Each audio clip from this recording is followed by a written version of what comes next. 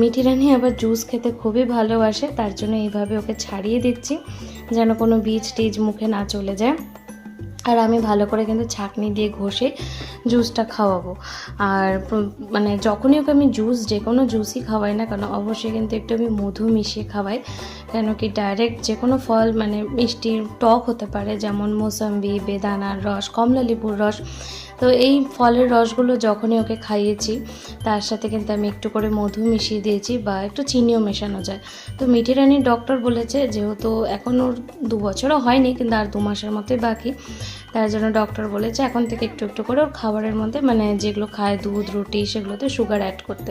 তাই আমি ভাবলাম ঠিক আছে সুগার তো দেবো, কিন্তু মধুটা দিয়ে না বেশি ভালো লাগে। তা আমি একটু খেয়ে দেখেছিলাম, দেখলাম মিষ্টিটা একটু কম আছে, তার জন্য একটুখানি মধু মিশিয়ে মিঠি রানীর জন্য এই মৌসাম্বি জুসটা আমি রেডি করছি। তো তোমরাও দেখতে থাকো।